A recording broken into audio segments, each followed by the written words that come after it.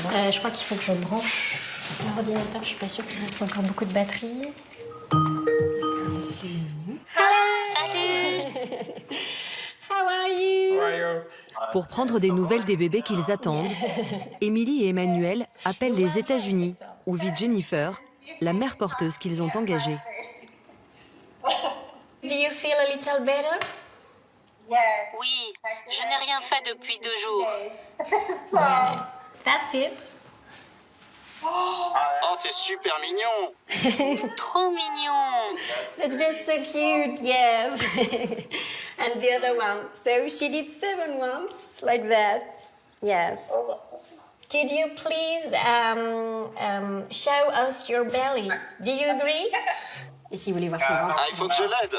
C'est dur pour elle de se lever. Oh, yes. So perfect. So big.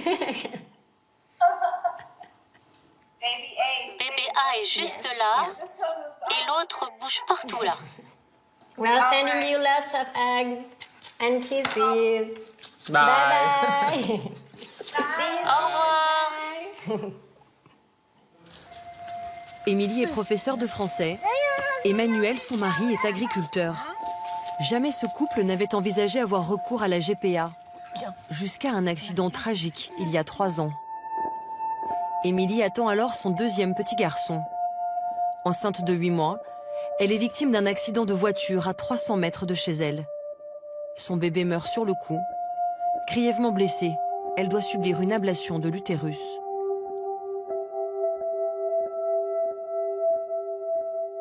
C'est le ciel qui nous est tombé sur la tête, là. Et on a dû faire le deuil de ce petit être qu'on a perdu alors qu'on l'aimait, qu'on l'attendait. On a dû faire moi, j'ai dû faire le deuil de pouvoir porter un nouvel enfant. Et l'État français nous impose un triple deuil qui est celui de ne plus avoir d'enfant en interdisant la GPA. Allez, vas-y. Découragés par des délais d'adoption trop longs, ils se tournent vers la GPA, la gestation pour autrui. Une pratique illégale en France, mais autorisée dans plusieurs pays. L'Inde, l'Ukraine ou encore le Canada. Le couple choisit les États-Unis, où le protocole serait selon eux mieux encadré et surtout plus éthique.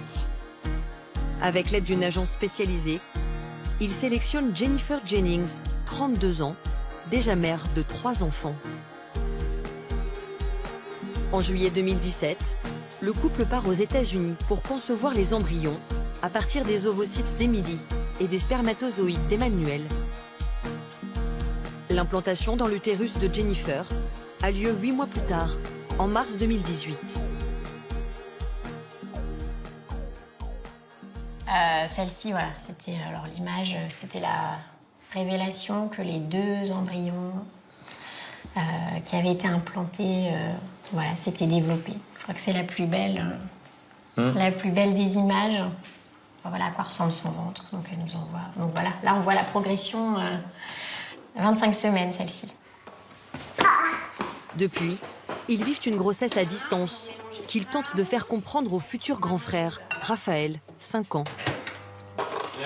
Tu me coupes un petit carré de chocolat. La poche à bébé à maman, elle est cassée, la poche de bébé à maman. On lui a expliqué que donc moi je ne pouvais plus porter d'enfants, mais qu'on pouvait toujours donner nos petites graines. On sait que la situation elle est plus complexe que si j'avais porté les enfants, il les aurait vus, ça aurait été plus simple. Après je pense en lui montrant des photos pour que il puisse se projeter. On le fait par exemple lui montrer les petits habits que tricote mamie, etc. C'est une manière aussi de lui montrer qu'on se prépare à l'arrivée de ces bébés là. Voilà. Mimi, tu vas être grand frère, Non mais maman elle a déjà mis le beurre. Émilie, elle, parvient à se projeter grâce aux vidéos envoyées par Jennifer. Comme ce jour où elle annonce en direct le sexe des bébés. C'est une fille. Une fille. Bébé A est une fille. Et bébé B? Bébé B. Vous êtes prêts? Une autre fille. Bébé B est une fille. 2 magnifiques petites filles. On est si contents. Pour porter ses jumelles, le couple va verser $30 000 à la mère porteuse. C'est bon, tu finis? Allez. Et où le papy, là? T'as fait le café? Oui, j'ai fait le café. Ce que certains considèrent comme une location de ventre, une marchandisation du corps, n'a jamais fait débat dans cette famille, tant pour le frère d'Emmanuel, Olivier, que pour sa mère. Moi, j'ai dit oui du premier coup. Pourquoi? Parce qu'ils étaient trop malheureux, alors. Que voulez-vous? Pour moi, il n'y a aucun sujet là-dessus. Enfin, c'est médical, c'est pas... Voilà. Il n'y a pas de raison que... Pour moi, je comprends pas, dans leur cas, je comprends pas cette polémique. Pour moi, il n'y a pas de polémique. Ça devrait être... C'est une évidence. Après, l'histoire de la GPA, de l'encadrement de la GPA, certes, ça doit être encadré. Ça, c'est sûr. Tout ne doit pas être fait.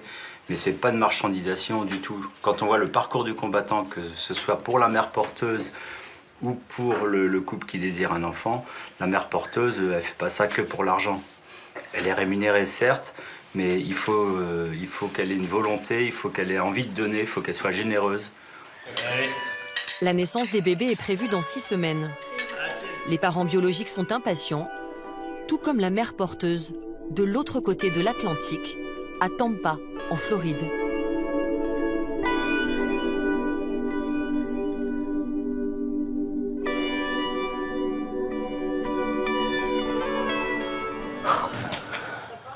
Je suis déjà fatiguée. Tu viens juste de te lever. Je sais. Il est 6 heures du matin. Jennifer prépare ses 3 enfants pour l'école. Elle est à 7 mois et demi de grossesse.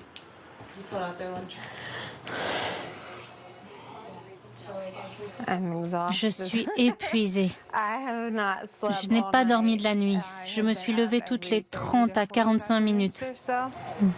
Elles bougent beaucoup. J'espère qu'elles vont rester le plus longtemps possible à l'intérieur. Je pense qu'elles vont arriver plus tôt que prévu. Jennifer est employée de bureau. Elle partage sa vie avec Hector, qui a aussi 3 enfants d'une précédente union et travaille dans la climatisation. Jennifer, elle aussi, a dû expliquer cette grossesse très particulière à sa famille, et notamment à sa fille aînée, Audrey, 10 ans. C'est quand tu es là qu'elle donne le plus de coups. Celui-là, c'est le bébé A. Ah oui, je le sens. Sa tête est en bas, donc ses pieds remontent ici. L'autre bébé est dans l'autre sens. Sa tête est là et ses pieds par ici. Ah oui, je vois ça. J'ai hâte de les prendre dans mes bras. Je comprends qu'elles ne vont pas rester avec nous après la naissance. Quand ils seront nés, je sais qu'ils ne resteront pas avec nous et qu'ils iront dans une autre famille. Et ça me rend heureuse. J'ai assez de frères et sœurs ici. Tous les 15 jours, Jennifer a rendez-vous à l'hôpital pour le suivi de sa grossesse. Bonjour. Un rythme normal pour des jumeaux, qu'il s'agisse ou non d'une GPA. On va mesurer les bébés aujourd'hui. D'accord. Avec la fatigue, les contractions sont de plus en plus intenses. Jennifer redoute un accouchement prématuré qui mettrait en danger les bébés. Elle bouge beaucoup. Oui, elle bouge tout le temps. Elle n'arrête pas de bouger. Un traumatisme qu'elle a déjà vécu. Elles sont en pleine forme, c'est super. En 2016, elle n'avait pas réussi à mener à son terme une première grossesse pour autrui. On a perdu le bébé à 23 semaines. Il était mort-né. Donc avec les jumelles, je veux juste être sûre qu'on fasse tout ce qu'on peut. Que tout se passe bien, qu'elle soit en bonne santé et que Jennifer souffre le moins possible. Les parents biologiques voudraient savoir. Ils essayent de planifier leur voyage. Ils ne veulent rien louper, mais veulent que les bébés aillent bien. Est-ce qu'il y a une date que l'on peut prévoir pour la césarienne? Rien ne me laisse penser que vous allez accoucher avant terme. Votre examen est normal, donc vous pouvez planifier l'accouchement pour la semaine 38. Aux États-Unis, il n'y a pas d'assurance maladie. Les frais médicaux sont à la charge du patient. En plus des 30 000 $ qu'ils versent à Jennifer, Emily et Emmanuel ont dû souscrire une mutuelle à 400 $ par mois. Ils donnent des coups, là? Cela permet à la mère porteuse de consulter un chiropracteur 2 fois par semaine qui optimise la place des bébés dans son ventre et l'aide à supporter leur poids. C'est tendu là? Un petit peu. Des deux côtés? Non, d'un seul côté. C'est un immense sacrifice pour elle. Elle sacrifie son corps, sa famille, ses amis, son travail. Et elle le fait pour quelqu'un d'autre. Je pense que ça en dit long sur elle. Elle n'a jamais porté de jumeaux, même si elle est déjà mère de familles nombreuses. Porter un enfant pour autrui, c'est un cadeau que peu de gens peuvent faire. Un cadeau, certes, mais très encadré par la loi américaine. En tant que mère porteuse, je garde tous les papiers dans ce classeur. Vous allez voir, c'est toute une procédure. Jennifer a été sélectionnée par une agence de mères porteuses et a passé des expertises psychologiques, puis une batterie de tests médicaux. La première chose que j'ai dû faire, c'est de faire des examens pour être sûre que la fécondation in vitro pouvait marcher et que je pouvais recevoir les embryons créés et qu'ils pourraient se développer. Et ensuite, j'ai signé un contrat. Dans ce contrat d'une centaine de pages, tout est écrit noir sur blanc. De l'interdiction pour Jennifer de voyager hors de Floride après le 7e mois, jusqu'à la présence des parents biologiques à l'accouchement, en passant bien sûr par le montant de la rémunération de la mère porteuse. Le contrat utilise le terme de compensation. D'ailleurs, Jennifer se défend d'être motivée par l'argent. On a déjà des économies, on a des boulots. On ne fait pas ça pour l'argent. Donc ce qu'on va toucher, on le mettra de côté pour les enfants. Ce qui m'a décidée à être mère porteuse, c'est qu'il y a tellement de gens qui se battent contre des problèmes d'infertilité. Peut-être qu'il leur est arrivé un accident, que les femmes ne pouvaient plus porter d'enfants. Quand je vois mes enfants et maintenant mes 3 belles-filles, la joie qu'ils nous donnent, je me suis dit que je devais le faire pour d'autres.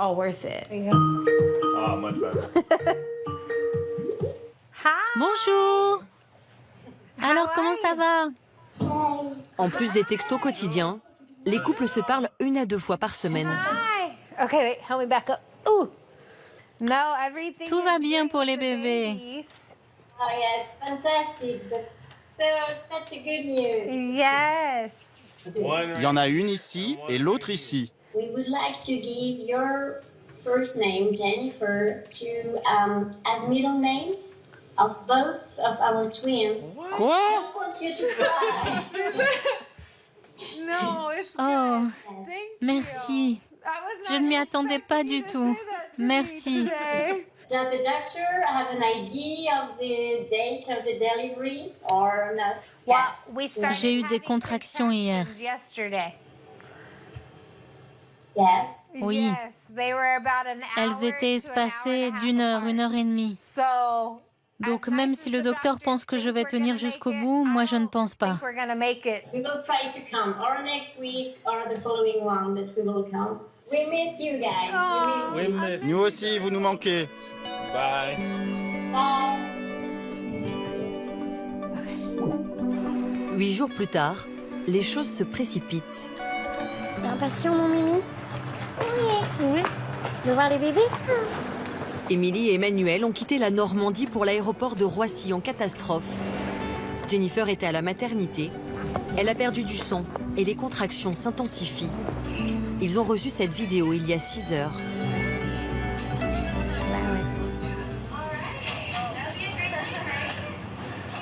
On vous attend, à très vite. Là, on est dans l'attente. On espère que voilà, on va avoir des nouvelles avant le départ, avant le décollage de l'avion. Parce que voilà, on n'est pas sûr d'avoir trop de nouvelles pendant le vol. Donc ouais, c'est le stress au maximum là.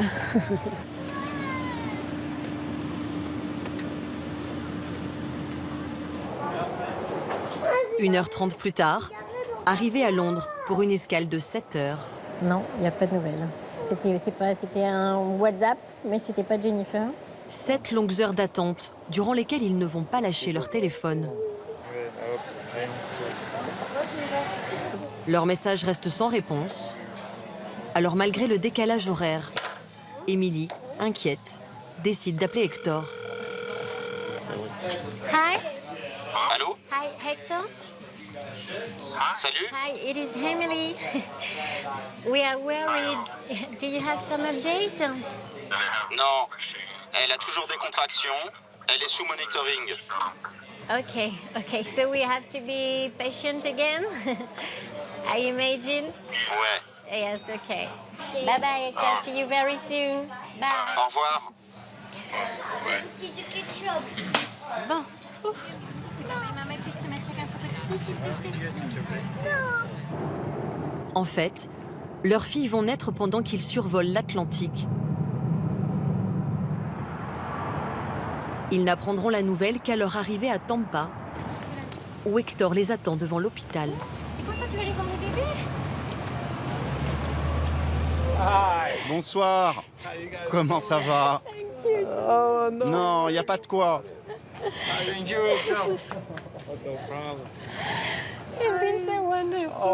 Non, il n'y a vraiment pas de quoi.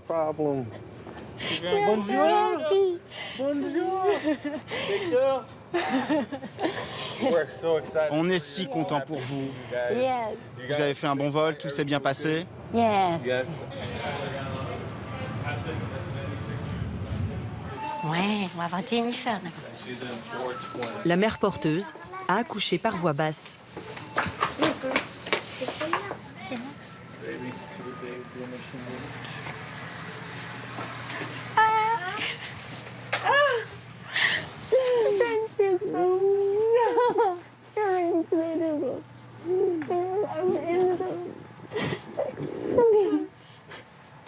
Tu n'as pas à me remercier.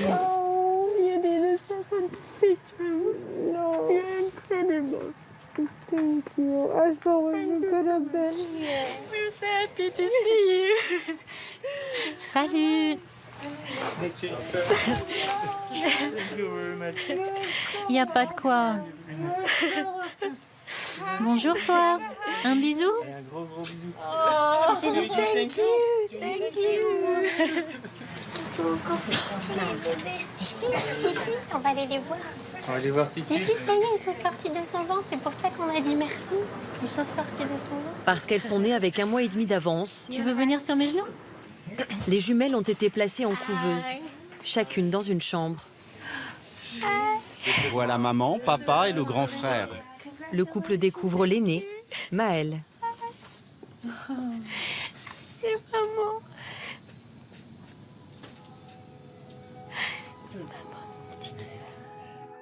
Tu as vu tes petites sœurs? Could we kiss? Oui, allez-y. Il est beau. Il est beau. Oui. Elle est si belle.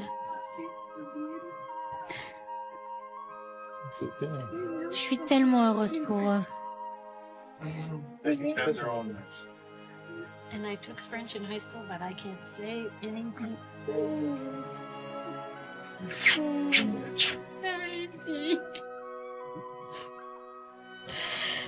Ici, oui. Oh. Les petites fleurs. Coucou, c'est maman. C'est maman et papa.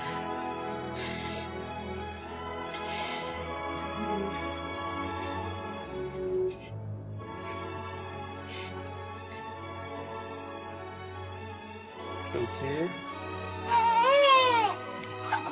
C'est papa. Maëlle est en bonne santé. Elle mesure 44 cm et pèse 2 kg 580.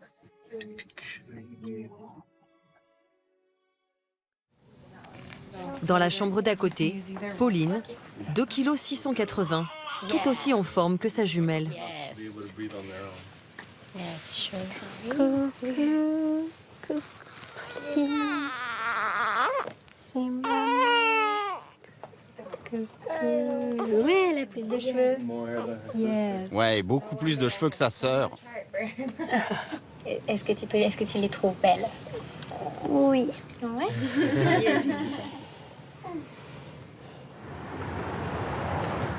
Dès le lendemain matin, c'est l'heure des présentations à la famille. Très bien. On vous présente la petite Maëlle. Voilà. Hop, Voilà, la petite Maëlle. Voilà. Qui est en train de dormir. Allez, on vous emmène voir Pauline. Oui. C'est qui a cassé le trou. Ah, d'accord. Mais elle dort, la puce. Ah oui, elle dort la puce, hein. Ah, tu dors, petite.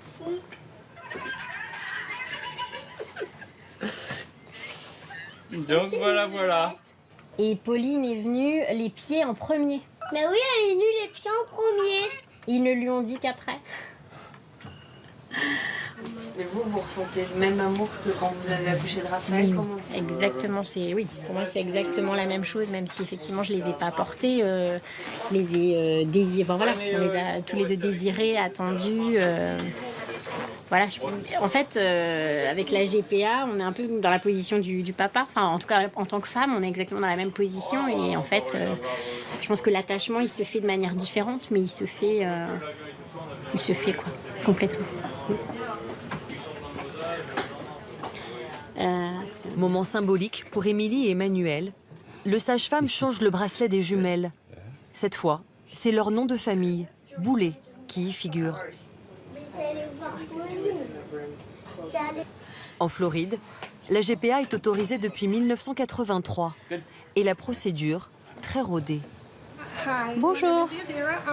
Après le changement des bracelets, une employée de l'état civil modifie l'acte de naissance des jumelles pour inscrire le nom des parents français. D'accord, celui-ci sera le premier prénom?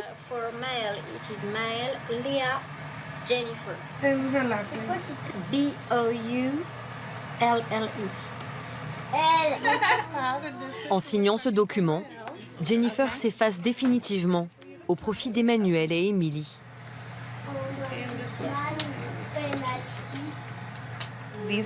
Ce sont leurs bébés. Je leur ai juste donné naissance. Donc ce document leur permettra de ramener leurs enfants à la maison. Ça ne me dérange absolument pas. Je pense qu'on va rester en contact longtemps. Je pourrai les voir grandir. Pour moi, c'est juste une formalité. Parfait, merci. Félicitations à tout le monde. Bonne journée. Aux yeux de la loi américaine, Jennifer n'a aucun droit sur Maëlle et Pauline, même si à ce stade, elle semble les connaître mieux qu'Émilie. Comment vont les filles? Well, very well. Yes.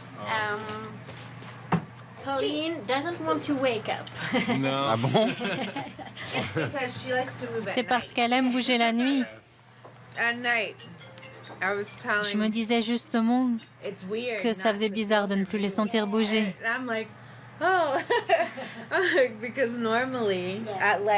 Normalement, à 10h, 10h30, elle devient très active chaque nuit. Donc, vous verrez sans doute ce soir, elle va se réveiller. Chaque année aux États-Unis, 5000 bébés naissent par GPA.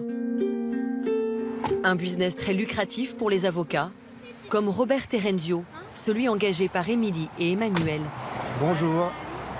Il a rédigé le contrat et fait toutes les démarches administratives.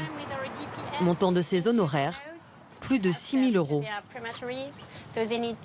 Entre les frais pour la fécondation in vitro, la rémunération de l'agence, celle de la mère porteuse et la prise en charge médicale, le couple aura dépensé près de 150 000 €. Et l'addition grimpe encore.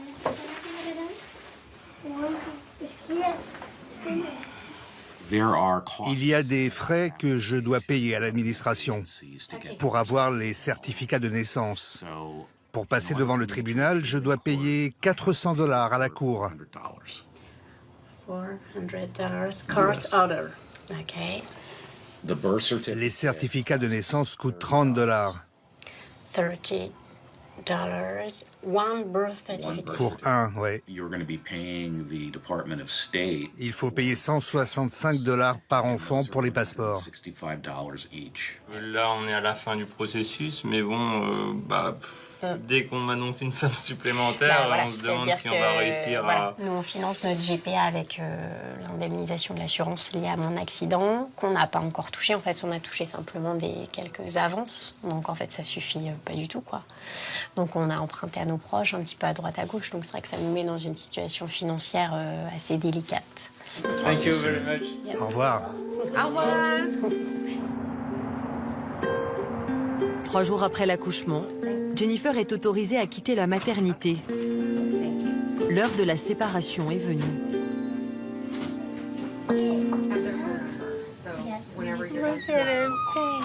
Regardez-moi ce beau visage. Elle est parfaite. Je peux la prendre? Jennifer n'a pas pris Maëlle dans ses bras depuis la naissance.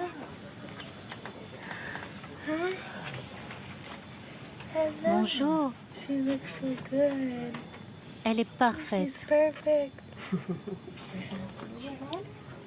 Ouvre tes yeux. Dis bonjour. La lumière est allumée. Bonjour, Pauline.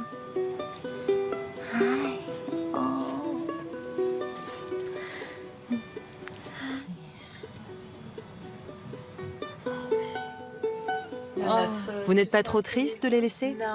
Non. Elles sont avec leur maman et avec leur papa. C'est là qu'elles doivent être. Je sais qu'elle n'est pas à moi, mais je l'ai portée sans y bouger. Je l'aime comme une tante.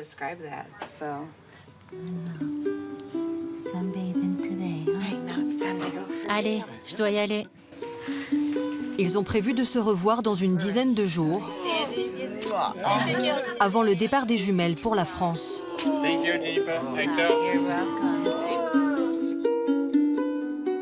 Sa mission est terminée.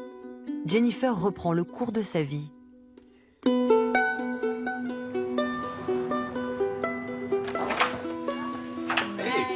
Salut! Et son rôle de mère de famille nombreuse. Bonjour. Allez, va prendre ton goûter.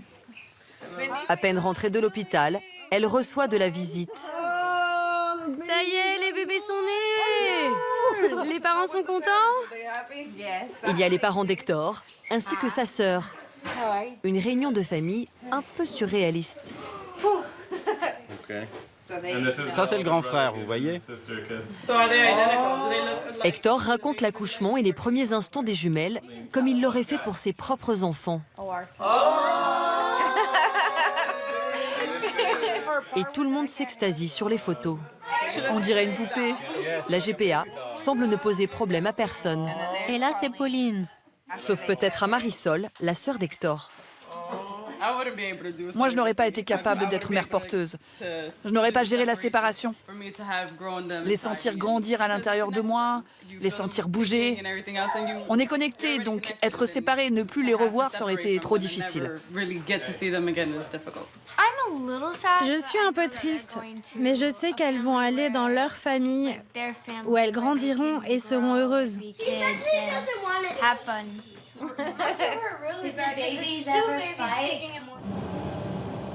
Le dernier acte de la GPA a lieu 10 jours après l'accouchement. L'avocat d'Emily et Emmanuel a rendez-vous devant le juge fédéral pour faire valider leur filiation.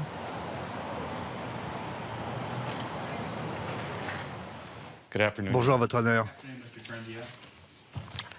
Votre Honneur, nous sommes avec la preuve établie par un généticien que mes clients sont bien les géniteurs des jumelles. Et vous trouverez l'accord de grossesse pour autrui signé par les deux parties, la mère porteuse étant représentée par un autre avocat. Le couple est bien marié? Oui, c'est bien un couple marié, absolument. Une simple formalité qui a duré moins de 2 minutes. Merci, je vous donne le jugement final que je viens de signer. Vous pouvez en faire des copies certifiées. Merci pour tout, Votre Honneur. Bonne fin de journée. Parce qu'elles sont nées aux États-Unis, les jumelles sont de fait américaines. Mais elles vont pouvoir obtenir aussi la nationalité française grâce au jugement. Est-ce que je pourrais avoir 5 copies de cette décision de la Cour? Et ce, même si la GPA est officiellement interdite en France. Quand ils vont présenter ces jugements en France, ils vont pouvoir faire enregistrer les enfants. Ils demanderont au gouvernement français une reconnaissance de ces actes de naissance. Et les enfants auront alors la double nationalité, américaine et française. Merci pour votre aide. En revanche, comme Émilie n'a pas porté les bébés, en France, elle ne sera pas considérée comme la mère des jumelles, ce qui devrait lui poser des problèmes dans toutes ses démarches administratives. Mais un arrêt de la Cour de cassation, attendu la semaine prochaine, pourrait finalement reconnaître le statut de parent à tous les couples ayant eu recours à la GPA. Ah, bonjour. Bonjour. Bonjour, Robert. Hi, nice to meet you. Well, she's opening her eyes. Elle a ouvert les yeux. Je vais vous laisser une copie du jugement. Je vais envoyer une autre copie à Jacksonville pour avoir les certificats de naissance. Et quand les filles sortiront de l'hôpital, vous pourrez demander les passeports. Thank you very much. Thank you.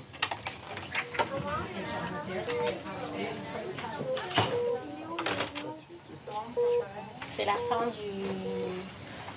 d'un long périple qui n'a pas été de tout repos, mais qui pour nous a été salvateur en tout cas. Ça nous a permis de pouvoir fonder la petite famille dont on rêvait. Et puis le début d'autre chose. Et le début, le début d'une longue histoire à écrire avec elle.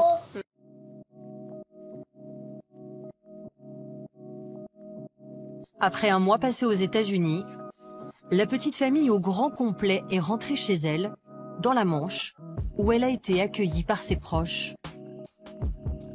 En juin dernier, Jennifer et Hector ont passé 15 jours en France. Ils ont assisté au baptême des jumelles, dont Jennifer est la marraine. Depuis, les deux familles se parlent au téléphone 1 à 2 fois par mois. Dans 6 semaines, Pauline et Maëlle fêteront leur premier anniversaire. Les 2 photos que j'ai. Là, tu as dit, vous Antonin, comme tu veux. Aux côtés d'Antonin, son fils aîné, et d'Aurélie, sa femme, Vincent Billard s'apprête à passer un appel téléphonique qui va changer sa vie.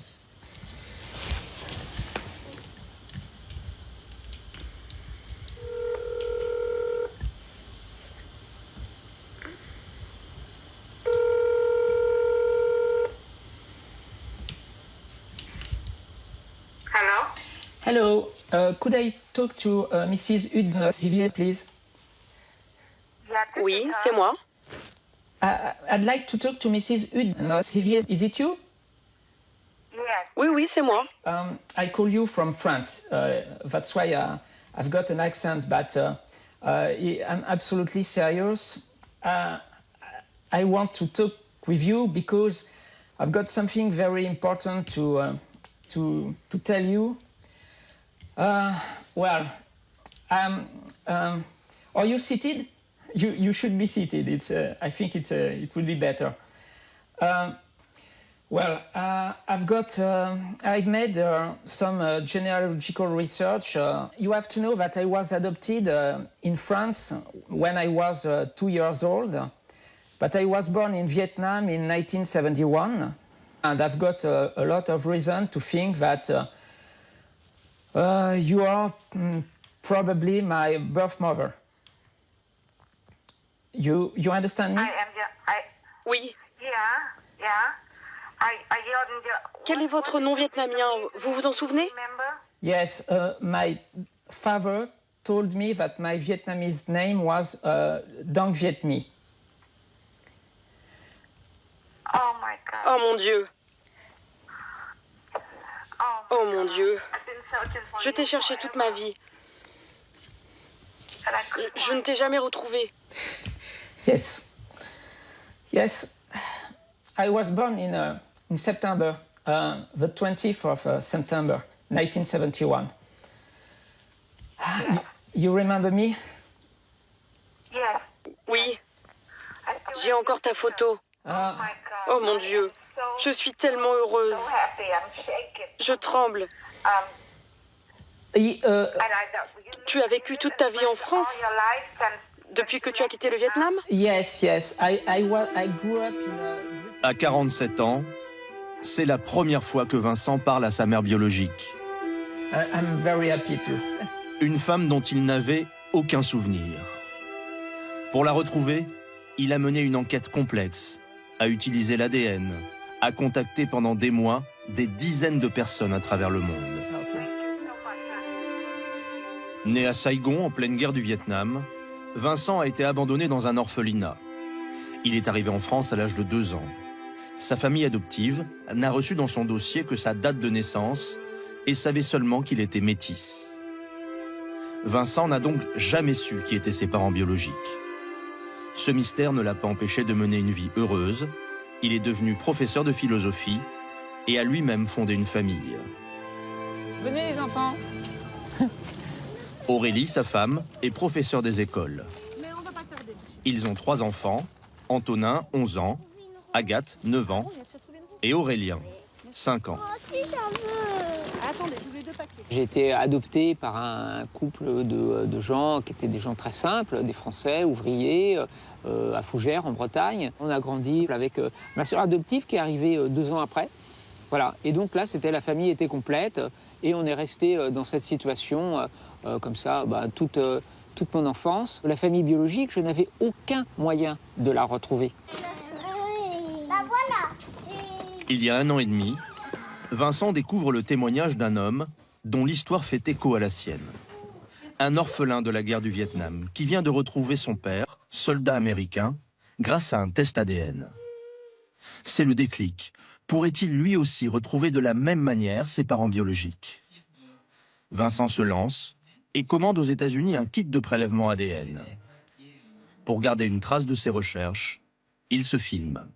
Alors la particularité, c'est qu'en France, ce test est interdit. Interdit en France au nom d'une loi sur la paix des familles qui protège l'anonymat des géniteurs. Le prélèvement est envoyé à un laboratoire américain. Quelques semaines plus tard, les résultats tombent. Donc à ce stade, on ne sait pas du tout ce que ça va donner. Vincent va découvrir ses origines géographiques. On va regarder déjà pour l'ethnicité ce que ça donne. Alors regarde. 49% de ces gènes proviennent d'Asie du Sud-Est, ici, en orange. European, ok, ce dont on se doutait. Île britannique, 32% du côté paternel. 32% en bleu des îles britanniques et 14% en rouge d'Europe. Son métissage est donc confirmé. Mais ce qui intéresse surtout Vincent, c'est une liste que lui transmet le laboratoire. 936 personnes, principalement aux États-Unis, qui, comme lui, ont effectué le test et avec qui il partage un bout d'ADN. Des cousins, dont le lien peut remonter à plusieurs générations. Vincent va contacter ceux dont il est le plus proche génétiquement et ils vont mener l'enquête avec lui. Ensemble, ils vont recouper les lignées, remonter les arbres généalogiques jusqu'à trouver la personne qui les relie. On parlait par mail, là, et à un moment, un soir, il y a une cousine qui m'a dit « Je crois que j'ai quelqu'un », et cette personne, c'était mon père. Voilà. J'ai retrouvé son numéro de téléphone dans les pages blanches de l'annuaire américain, et donc je l'ai appelé pour en savoir plus. Cet appel, qu'il a enregistré, ne va pas se dérouler comme il l'espérait. Allô? Hello, can I talk to Mr. James? It's you? Oui, c'est moi. L'homme, au bout du fil, pense avoir affaire à un canular. Have you got a moment to talk with me? Non. Et pourquoi tu m'enverrais pas ta mère pour que je la baise? Sorry? Voilà, donc ça, c'est le premier appel. Donc super, le premier contact. Il m'a envoyé paître d'une manière assez grossière. Voilà. Et donc, j'ai quand même retenté, dans, on va dire, quelques minutes après. On était quand même un peu choqués. Cette fois, l'homme prend le temps d'écouter. We are related by genealogy. You understand that? Vous et moi, On est de la même famille? Vincent avance pas à pas pour ne pas que l'homme raccroche à nouveau.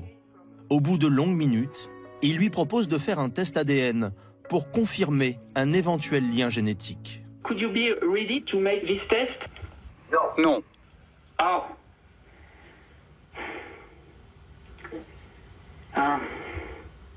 But why? Je n'en ai pas besoin. You don't need. Okay. You don't want to know if we are close relatives or not. It's not interesting for you. Je sais. You know? Je sais.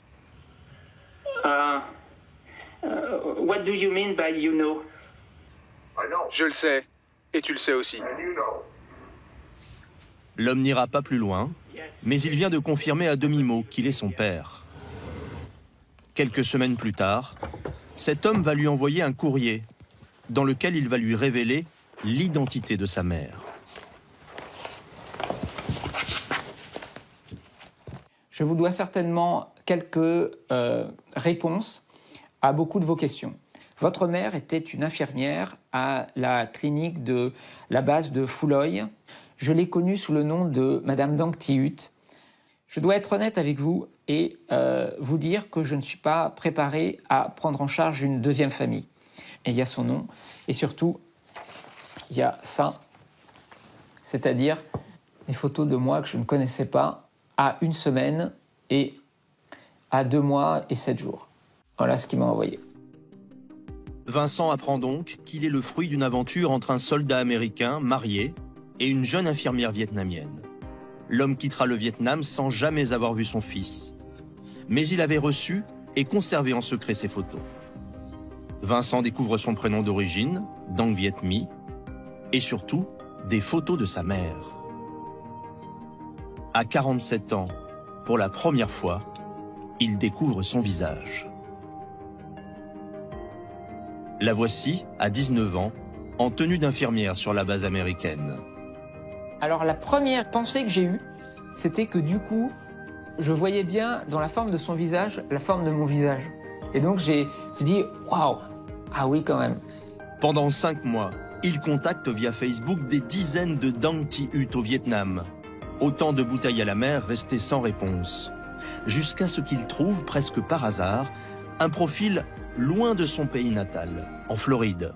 Je suis tombé sur ça. Je suis tombé sur la photo de cette dame-là, avec 2 Mickey.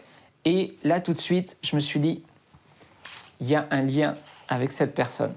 La même personne, mais 50 ans après. Après le premier coup de téléphone, la mère et son fils vont échanger quotidiennement pendant plusieurs semaines. Hutt a aujourd'hui 66 ans. Vincent lui présente sa famille. Hi, it's my last son. Oh mon Dieu, il est tellement mignon. Est-ce que ça c'est ma grand-mère? Oui. Hutt, de son côté, va lui raconter son histoire. Elle a fui le Vietnam en 1973 après avoir épousé un médecin américain. Elle a tenté en vain, dit-elle, de le prendre avec elle, puis l'a confié à un orphelinat dans l'espoir de le faire venir un jour. Elle lui envoie des photos. Mariée 2 fois aux États-Unis, elle a eu 2 filles, Christine et Misha. Elles sont donc les demi-sœurs de Vincent.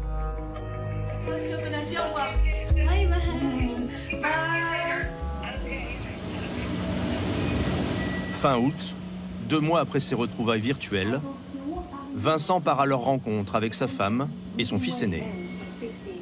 Un petit message de ma mère qui nous dit la belle Floride vous attend et plus nous qui sommes plus que prêts. Il a prévenu sa mère adoptive de ce voyage. Elle s'est montrée compréhensive. Son père adoptif, lui, est mort l'an dernier. Cette quête est devenue pour Vincent indispensable. Il veut renouer avec les premiers mois de sa vie et comprendre pourquoi sa mère biologique n'est finalement jamais venue le chercher. J'attends, voilà, en quelque sorte, peut-être de remettre un peu des choses dans l'ordre. Et donc c'est vrai que j'y vais aussi pour avoir des informations, savoir un peu comment ça s'est passé. Après 9 heures de vol, la Floride. Bienvenue à Miami, mesdames et messieurs. Ils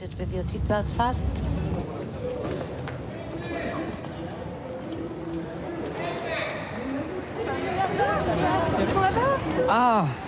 Je commence déjà à pleurer, moi. Oh my God. Oh mon Dieu. Oh my God.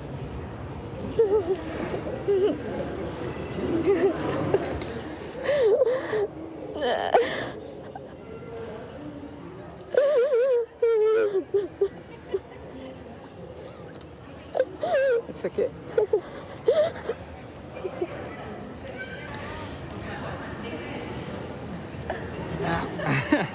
Je suis tellement heureuse. Yes. Voilà tes sœurs, tout le monde est là. Ok. Hi. You're Misha? Yes. Oui, bonjour. Hi. Christine. Tony. You're Tony? Oui. Yes. Oh, okay. Oh no, it's okay. Chloé. Chloé. Hello. So, my son, Antonin. And my wife.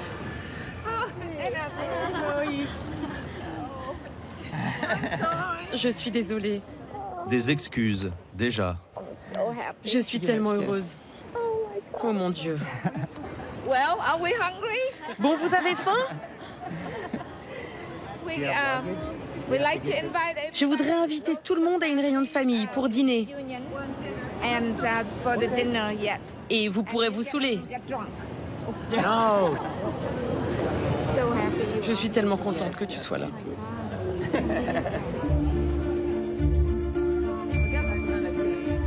Dans la voiture, Vincent et sa mère se découvrent, timidement. I've always your face on my iPhone, so I can see you every day. So. J'avais 19 ans là. Rapidement, elle éprouve le besoin de se justifier. À cette époque, j'avais 19 ans. Je pensais que c'était la meilleure chose à faire. Se mettre en sécurité. Ils m'ont dit que quand je serai aux États-Unis, je pourrais faire les papiers pour te faire venir. Je remercie Dieu parce que tu as été placé dans un bel endroit, avec de bons parents, en sécurité.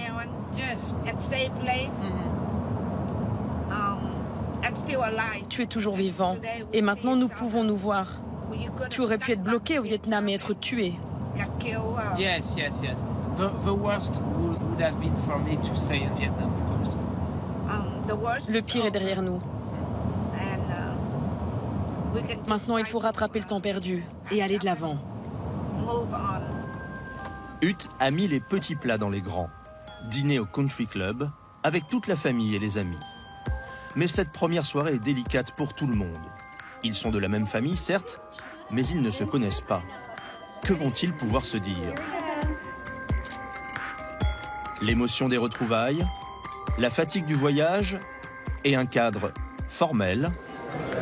Va te chercher à manger. Il y a du choix, hein? Vincent et sa femme Aurélie sont un peu perdus. C'est super, mais en fait, comme tout le monde est là en même temps, c'est presque moins facile de se parler que quand on était sur Internet. C'est ça qui peut sembler contradictoire, mais bon, voilà, on ne sait pas trop comment engager la conversation. À table, personne n'a pensé à installer Vincent à côté de sa mère. Il doit se faire une place lui-même. Prends un petit morceau de pain avec ça. You will cook for me some Vietnamese. Oui, bien sûr. Les échanges sont empruntés. Personne ne sait vraiment par où commencer. Jusqu'à ce que Huth prenne la parole. Levons notre verre. J'espère que tous ceux qui ont été séparés de leur famille seront aussi chanceux que nous aujourd'hui. Merci beaucoup. L'atmosphère se détend. Vincent, qui est d'un naturel pudique, va laisser aller ses émotions. I wanted to find you because I thought that It was very, very sad if you passed away and you didn't know that I searched for you.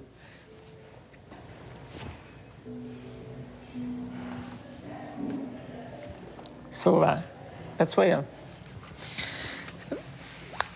very happy to be with you today.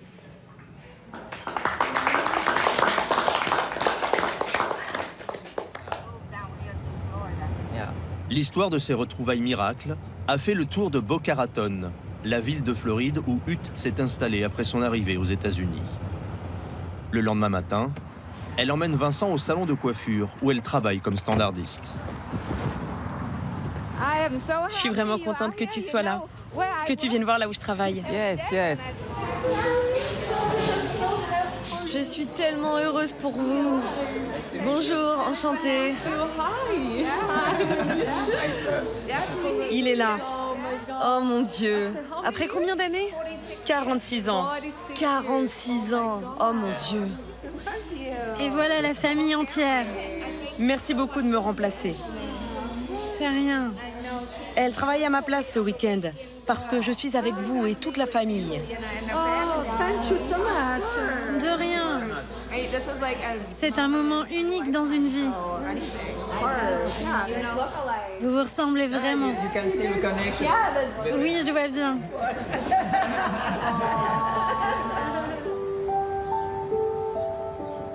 Entre le fils et sa mère, 46 années à rattraper. Chez Huth, Vincent a apporté de France les photos de sa jeunesse. Alors, it was the Oh mon Dieu. Regarde-toi, trop mignon. It was at the orphanage. Regarde-toi. You can recognize me on this picture? Oui. Yeah. Tu n'es pas tellement différent de quand je t'ai laissé. Cette photo, je ne m'en remets pas. Août 1973. Là, tu arrives en France. Yes, exactly. And it's me with my adoptive parents at the airport. Ils ont l'air tellement heureux d'avoir un petit bonhomme comme toi. You can see I have the same problem with my hair.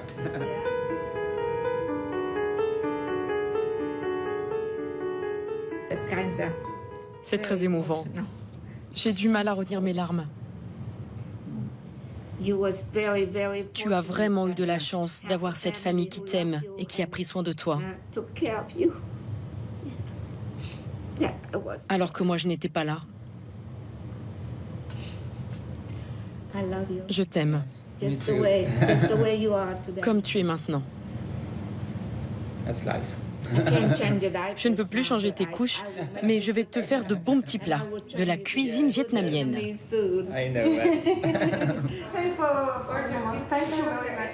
Je prépare des crêpes avec des crevettes et de la viande.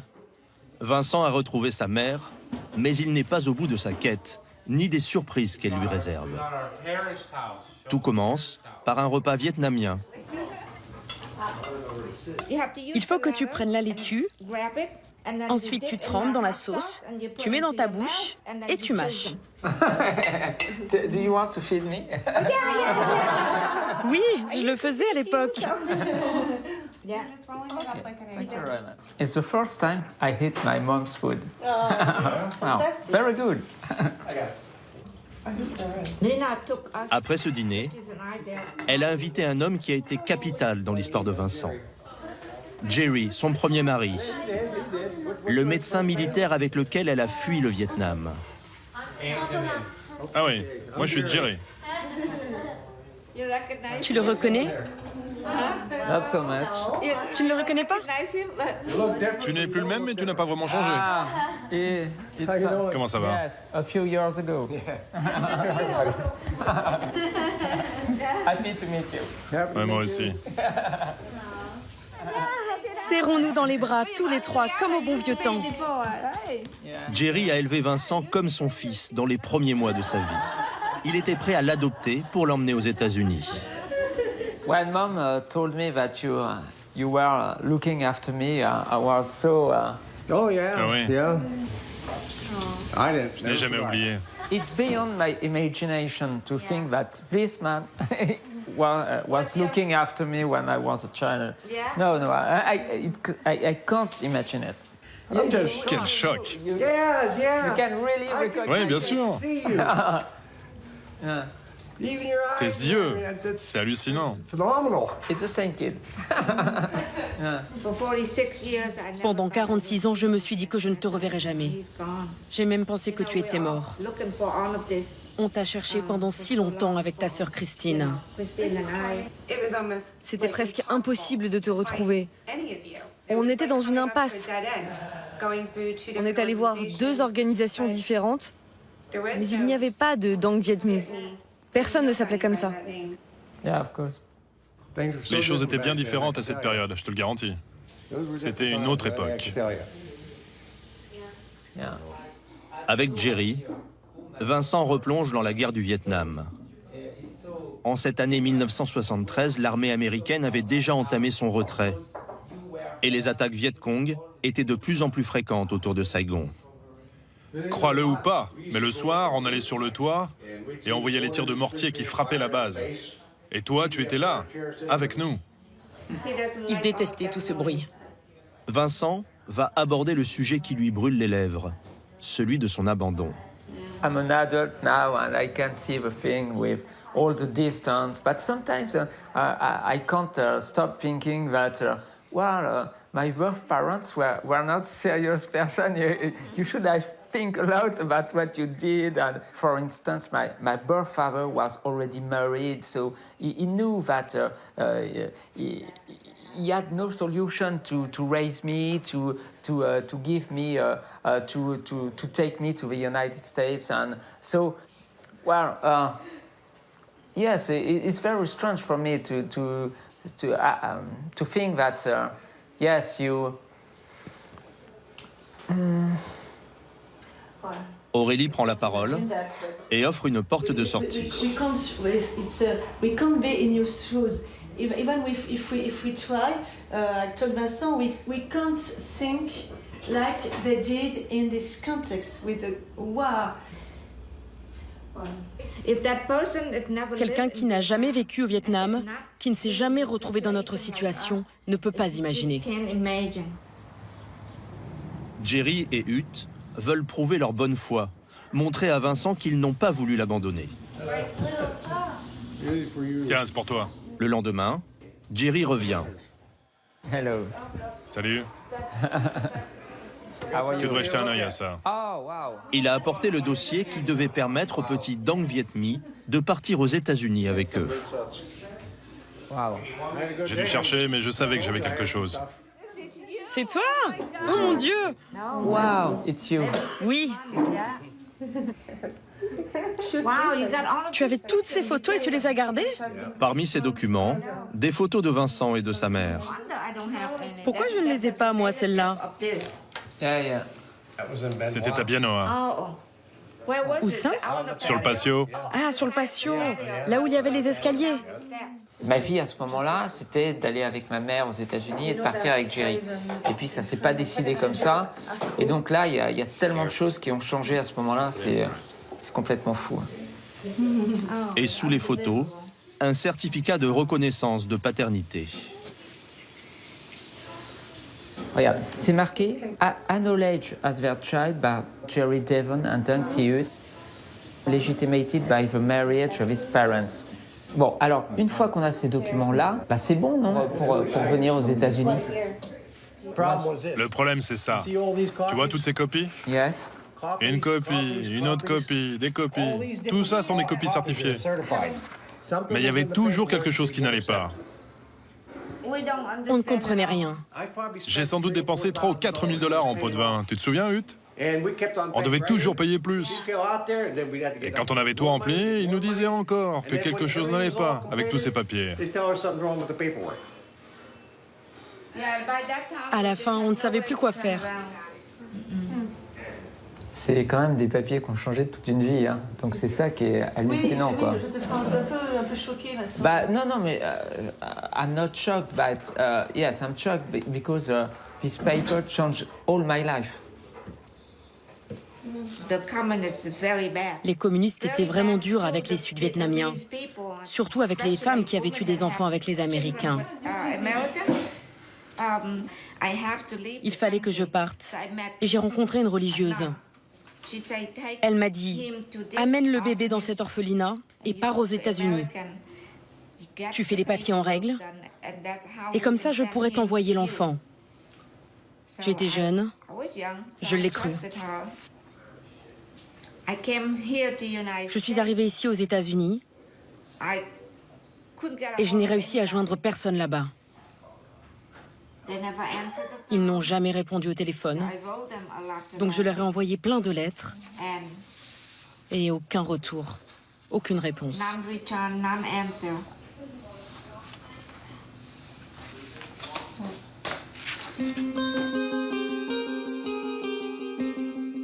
À ce moment-là, le destin du bébé avait déjà basculé. Dès son arrivée à l'orphelinat, les sœurs lui donnent un prénom catholique. Dang Viet My devient Vincent. Et 4 semaines plus tard, il est promis à l'adoption à une famille française. Je pense qu'une des choses les pires pour un enfant adopté, c'est de se dire « je peux mourir sans avoir su la vérité, sans avoir su pourquoi, sans avoir connu la fin de l'histoire ». Voilà, c'est terrible, c'est comme si on coupe un film au milieu et puis qui a fait quoi, pourquoi ça s'est passé comme ça, on ne sait pas. Toute ma vie était un mystère là-dessus, même si c'était une belle vie, hein, c'était pas un problème que c'était, mais j'avais des bons parents, tout ça, mais c'est un mystère qui pèse sur les épaules, on se dit mais pourquoi, qu'est-ce qui s'est passé, voilà, maintenant je sais. Affaire réglée. Voilà. Pour Vincent, comme pour sa famille biologique, le brouillard qui entourait ses 46 années s'est maintenant dissipé. Et s'ils ne peuvent rien faire pour rattraper ce temps perdu, ils vont se concentrer sur leur avenir. Nous, on vient là une semaine, on va revenir l'année prochaine, et puis comme ça, au fur et à mesure, on est plus proche et voilà, on peut créer une relation qui est pas artificielle, parce que évidemment la distance fait qu'on est tellement loin, on est des deux côtés de l'Atlantique, donc c'est pas facile d'avoir une vie de famille entre les deux. Mais voilà, on va essayer de mettre ça en place. Et... Quoi qu'il ait dit, je suis d'accord avec lui. Reste à savoir si ces liens génétiques seront suffisants pour faire de Vincent et de sa mère biologique 2 êtres unis, une famille.